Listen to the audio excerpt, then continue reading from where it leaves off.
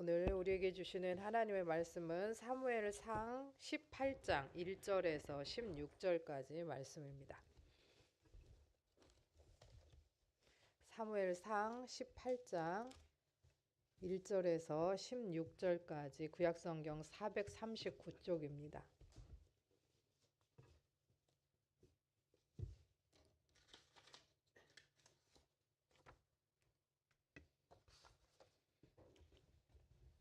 함께 교독하겠습니다. 다윗이 사울에게 말하기를 마침에 요나단의 마음이 다윗의 마음과 하나가 되어 요나단이 그를 자기 생명같이 사랑하니라.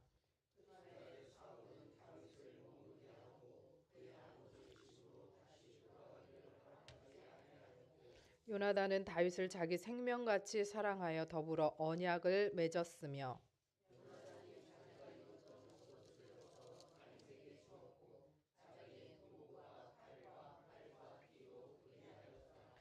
다윗은 사울이 보내는 곳마다 가서 지혜롭게 행하며 사울이 그를 군대의 장으로 삼았더니 온 백성이 합당히 여겼고 사울의 신하들도 합당히 여겼더라.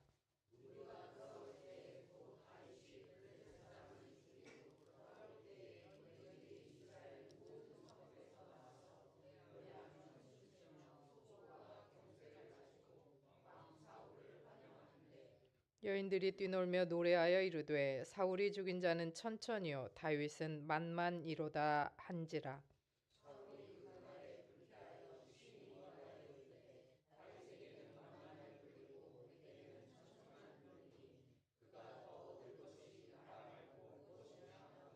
그날 후로 사울이 다윗을 주목하였더라.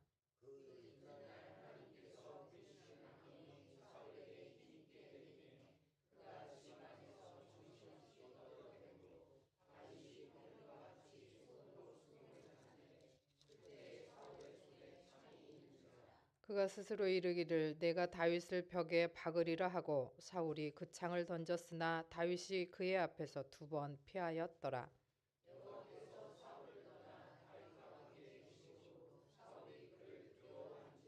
그러므로 사울이 그를 자기 곁에서 떠나게 하고 그를 천부장으로 삼음에 그가 백성 앞에 출입하며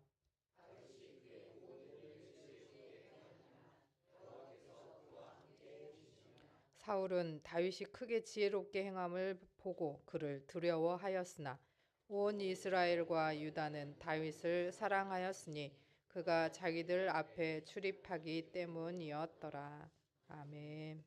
이것은 하나님의 말씀입니다. 지난주 우리가 사무엘상을 지금 묵상을 하고 있었는데요. 이 사무엘상에서 주인공이 누구냐? 단연 다윗이다라고 할 수 있습니다. 사무엘상에 나오는 인물은 사무엘, 사울, 다윗 이렇게 중심으로 가고 있는데 사무엘은 왕이 없으므로 자기 소견대로 옳은 대로 행했던 암흑기, 사사기를 이렇게 잘라낸 마지막 사사라고 볼 수가 있습니다. 그래서 이제 오늘 다윗이 왕이 되기 위한 포석을 깔면서 다윗이 하나님께서 정한 참된 왕이다라고 하는 것을 이렇게 보여주고 이 다윗을 통해서 예수 그리스도, 우리의 메시아 예수 그리스도를 예표하는 모습들을 보여줍니다. 오늘 성경은 다윗에 대해서 이렇게 기록합니다. 14절입니다. 다윗이 그의 모든 일을 지혜롭게 행하니라. 여호와께서 그와 함께 계시니라. 자, 다윗이 하나님이 주신 지혜, 모든 일에 지혜롭게 행했다. 그리고 하나님께서 그와 함께 했다라는 거예요. 지혜롭게 하다라고 하는 것은 물론 뭐 세상적인 어떤 지식 이런 것이 많았다라고 생각할 수도 있겠지만 여기서는 하나님의 뜻을 분별하고 또 그 뜻대로 구체적으로 실천하는 것을 의미합니다. 그러니까 하나님께서 지혜를 주셔서 무슨 뜻인지 알았으면 그 뜻대로 구체적으로 행동을 해서 그 행동이 결과를 내고 열매까지 맺는 것, 그것이 바로 지혜롭게 행했다라고 하는 것입니다. 다윗은 거대한 골리앗 앞에서도 인간적으로 대적하지 않았죠. 예. 그 골리앗이 막 창, 칼, 투구, 갑옷 이런 거 다 무장하고 와가지고 다윗한테 싸우자 그랬으면 다윗은 일단 칼을 막아낼, 창을 막아낼 뭐라도 입어야 되잖아요. 그런데 그걸 입었을 때 너무 거추장스러워요. 너무 커 옷이. 그러니까 인간적으로는 자기를 보호할 수 없지만 그럼에도 불구하고 너는 칼과 단창으로 나오지만 나는 내가 믿는 네가 조롱하는 만군의 여호와의 이름으로 나간다라고 하면서 자기를 막아줄 옷을 벗어버립니다. 그리고 자기가 무기로 쓸 칼도 내려놓습니다. 물론 뭐 이게 인간적인 지혜로는 너무 컸기 때문에 너무 무거웠기 때문에 내려놨다라고 할 수 있지만 하나님이 주신 지혜를 깨달은 거예요. 다윗 나한테는 뭐가 있다? 물맷돌이 있다. 옛날에 이걸로 뭘 무찔렀다? 내가 옛날에 곰도 무찔렀다. 사자도 무찔렀다. 이게 있는 거예요. 그러니까 그 물맷돌 들고 갑옷과 칼을 내려놓을 수 있었던 것은 하나님이 주신 지혜, 하나님을 경험했던 경험, 그것이 있었기 때문에 그것을 내려놓을 수 있었죠. 그리고 마음만 있었다고 그렇게 할 수 있는 게 아니죠. 마음이 있었고 다윗은 거대한 2m가 넘는 골리앗을 눈앞에 두고 두려웠겠지만 그 두려움을 내려놓고 그 거인에게 외친 거죠. 너는 칼과 단창으로 나와도 나는 하나님 이름으로 나간다 라고 하면서 이겨낼 수 있었던 거죠. 자, 그는 만군의 여호와만 의지했다는 거예요. 그 신뢰 하나, 그 다음에 그가 믿음으로 나아갔던 경험들, 그리고 하나님이 말씀하셨고 내가 구체적으로 실천했을 때 열매 맺었던 그것들을 가지고 거대한 전사를 무너뜨렸어요. 이것은 단순한 용기가 아니에요. 다윗이 이렇게 할 수 있었던 것은 단순한 용기가 아니에요. 그리고 그냥 단순한 나 하나님 믿어요? 이런 우리가 생각하는 얍삽한 믿음이 아니에요. 이렇게 할 수 있는 것은 깊은 체험과 깊은 관계 속에서만 나오는 영적인 지혜라고 할 수가 있습니다. 다윗은 전쟁뿐만 아니라 일상 삶에서도 하나님의 뜻을 묻고 하나님의 뜻대로 행했습니다. 성경 곳곳에 다윗이 하나님께 묻고 실천하고 나아가는 모습들이 나오죠. 물론 묻지 않고 행한 것 때문에 실수하고 실패하고 넘어질 때도 있었습니다. 하나님께 묻고 하나님께 받은 대로 행하고 그 결과들이 나오니까 어떻게 됩니까? 그것을 가까이에서 지켜본 사람, 바로 사울의 아들 요나단이 다윗을 얼마나 사랑하고 좋아하게 됐냐? 자기 생명처럼 좋아하게 됐습니다. 그래서 다윗을 만나자마자 인격적으로 신앙적으로 그가 하나님과 또 얼마나 가까이 사는지 그런 것들을 보면서 언약을 맺었대요. 요나단이 18장 3절에 보니까 요나단은 다윗을 자기 생명같이 사랑하여 더불어 언약을 맺었으며 4절에는 뭐라고 합니까? 요나단이 자기가 입었던 겉옷을 벗어 다윗에게 주었고 자기의 군복과 칼과 활과 띠도 그리하였더라 라고 이야기합니다. 여러분 요나단이 누구 아들이에요? 사울 아들이에요. 그러면 다음 왕이 계승자겠죠. 사울 다음에 요나단이 다음 왕이 될 사람이에요. 왕의 계승자. 그런데 여러분 왕족에게 있어서 겉옷,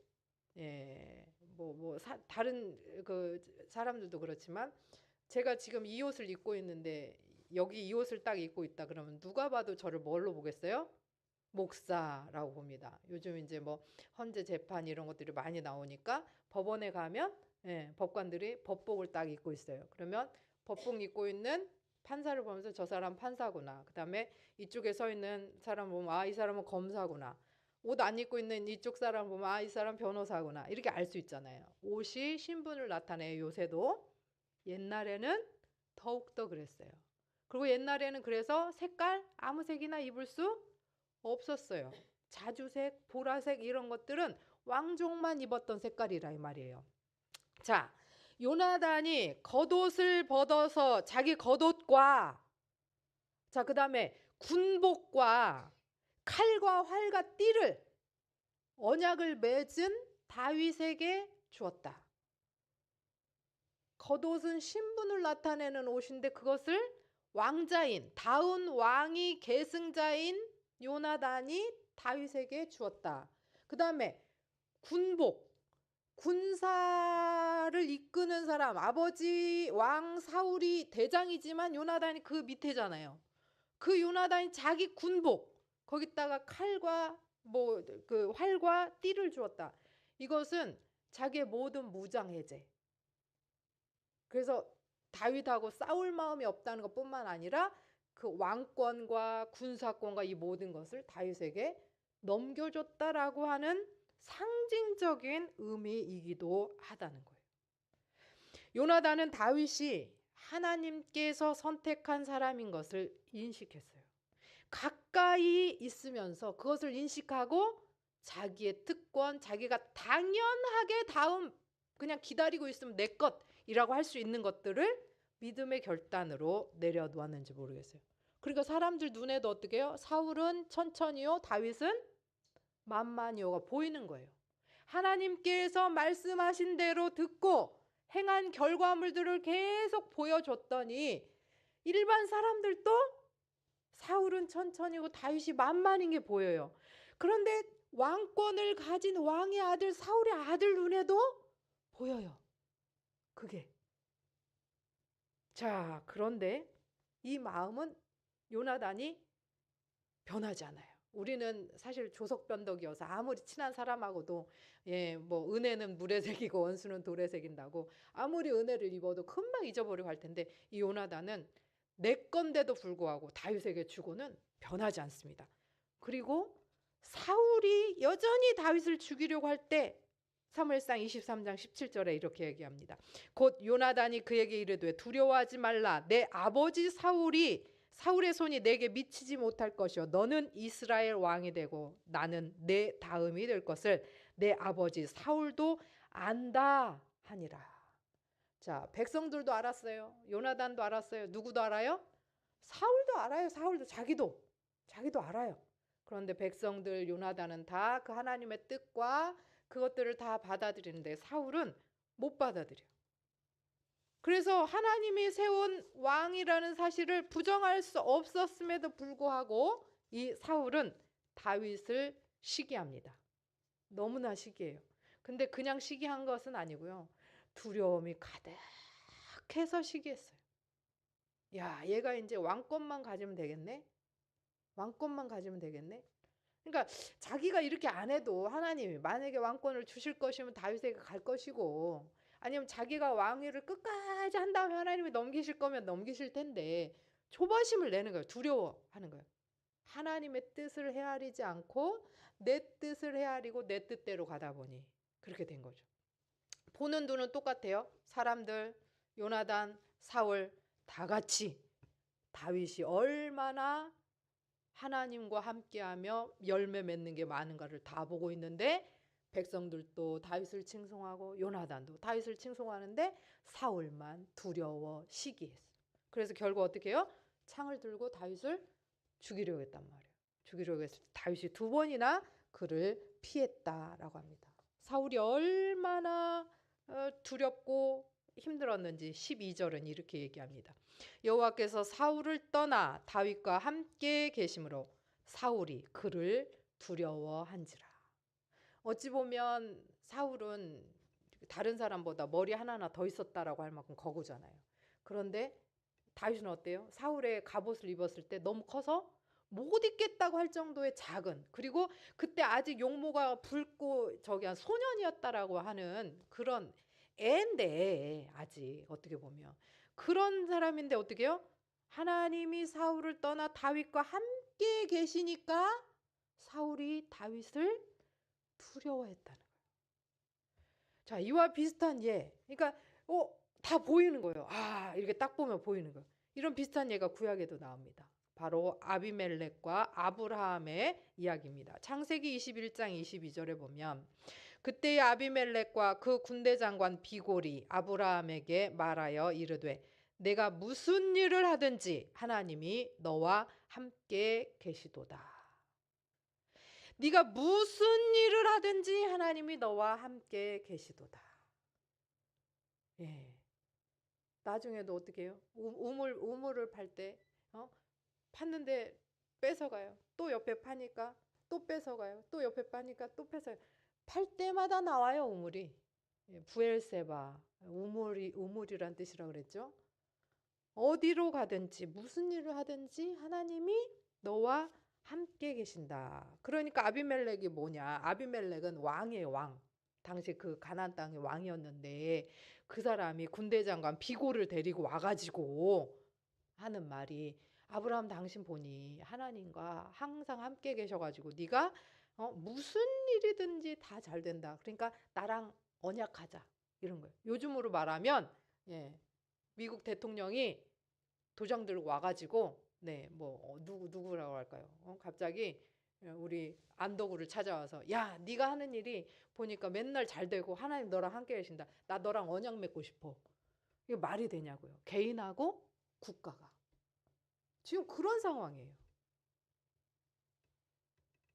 자, 여러분, 아브라함은 우리가 이제 이 지금 세상의 종교를 크게 그 기독교를 세 개로 나누면 유대교, 하나님을 믿는 종교를 기독교 안에는 천주교 포함이에요. 그다음에 이슬람교, 이렇게 물론 이슬람교에서는 하나님이라고 하지 않고 알라라고 하지만 똑같은 이 아브라함을 조상으로 해서 이렇게 내려왔잖아요. 그렇게 다 아브라함이 유대교도 기독교도 이슬람교도 다 아브라함이 자신들의 믿음의 조상이라고 얘기를 해요. 그렇게 다 존경하는 이 아브라함, 여러분 아브라함이 기적 행한 거 보셨어요? 기적? 아브라함이 막 예언을 했다. 들어보셨어요? 네, 우리는 아브라함이 기적을 행했다 들어본 적이 없어요. 아브라함이 무슨 선지자나 예언자들처럼 막 예언을 했다 들어본 적이 없어요. 그리고 아브라함이 막 여러분 하나님 믿어야 삽니다 이렇게 복음을 전했다 들어본 적이 없어요. 아브라함은요 어떤 사람이냐면요 아비멜렉이 무서워가지고 자기 부인을 누이라고 말할 만큼 쫄보 우리랑 똑같은 사람이었어요. 근데 그렇게 무서워서 사라야 네가 나를 사랑하고 돕는다면 내가 아무리 봐도 여기서 살다가는 내가 저 사람들한테 목숨이 뺏길 것 같으니 그냥 내 누이라고 해라. 그렇게 할 정도의 그냥 평범한 사람이었단 말이에요. 그런데 그런 사람이 늘 그냥 하나님하고 함께 늘 하나님과 동행 늘 하나님께 순종 그렇게 살려고 했던 사람이라는 거죠. 그러니까 그저 그냥 하나님 말씀 들으며 순종하며 겸손히 살았더니 아브라함의 삶에서 뭐가 드러나? 하나님이 함께 하시는 것이 드러난다는 거예요. 그랬더니 이방인 왕의 마음을 움직여서 결과적으로는 평화의 언약을 맺는 거예요. 군사를 거느리고 오게 된다면 그 이방 왕이 아브라함 하나 어떻게 못하겠어요? 그런데 이 이방 왕의 눈에 볼 때 내가 아무리 많은 군사를 데리고 와도 아브라함은 안 되겠구나. 왜 누가 버티고 계셔 뒤에? 하나님이 버티고 계시는 게 이 아비멜렉 앞에 눈에 보였던 거죠. 앞에서 말하자면 백성들 눈에 다윗이 그렇게 보였고 요나단의 눈에 다윗이 그렇게 보였고 사울의 눈에 다윗이 그렇게 보였다는 거예요. 그럼 어떻게 행동해야 될 것인가? 백성들, 요나단, 사울 행동이 다르고 결과가 다르게 됐죠. 여러분 하나님이 함께 하신다라고 하는 증거는 사람들로 하여금 하나님을 보게 합니다. 예수 믿으세요? 이 말이 아니라 하나님이 함께 하신다는 증거를 보여줘야 사람들이 보게 된다는 거예요. 그리고 그것이 보이면 마음이 변화되는 거예요. 그래서 하나님의 임재는 어떤 사역이나 일이나 외침보다 지속적인 삶의 태도와 관계 속에서 더 크게 나타난다는 것을 우리가 알 수 있어요. 진정한 기독교 신앙은 우리 살아가는 일상생활 속에서 하나님과 함께하는 모습을 통해서 드러난다. 그것이 바로 살아있는 복음 증거라는 거죠. 그러니까 이제 이렇게 말하니까 그럼 예수 믿으세요. 전도 안 해도 되겠다. 예수 믿으세요는 하지 말고 여러분이 전도지가 되면 돼요. 여러분 스스로가 전도지. 근데 쉬워요? 어려워요? 더 어렵죠. 차라리 여러분 예수 믿으세요 하는 게 훨씬 쉽죠. 내가 전도지 돼가지고 나가는 게 훨씬 어렵죠. 저도 부끄러울 때가 너무나 많습니다. 그리고 이러한 복음은 단순히 그냥 예수 믿는 사람들은 착하게 살아야 된다더라. 그 도덕적인 착함하고는 다른 거예요. 우리가 복음의 증거로, 복음의 제시로, 전도지로서 나아갈 때는 우리는 성령의 열매를 맺는데 그것은 반드시 하나님과의 관계성 속에서 나와야 된다는 거예요. 하나님과의 관계 없이 나오는 것이 아니라 하나님과의 관계 안에서 나오는 능력이어야 된다라고 하는 겁니다. 그래서 갈라디아서 5장 22절 23절에 그 성령의 열매를 사랑, 희락, 화평, 오래 참음, 자비, 양성, 충성, 온유, 절제 이런 것들을 이야기하면서 이 모든 것이 하나님과의 관계 안에서 나오는 성령이 우리와 함께할 때 나오는 열매다라고 하는 것이죠. 하나님이 동행할 때 이런 열매들이 우리의 삶을 통해서 드러나면서 주변 사람들은 그 우리의 삶을 통해 드러나는 그 열매를 통해 하나님을 보게 된다는 거예요. 다른 것을 통해 보는 게 아니에요. 자, 여러분, 내일 모레가 제주 4.3 사건이 있었던 4월 3일입니다. 이 제주 4.3 사건은 남로당이라고 하는 좌익 세력과 국가가 이렇게 부딪힌 사건으로 많이 생각을 하는데 그 와중에 너무나 많은 무고한 아무 잘못이 없는 민간인들이 이제 학살당했던 그런 사건입니다. 그래서 제주도 주시옵소서.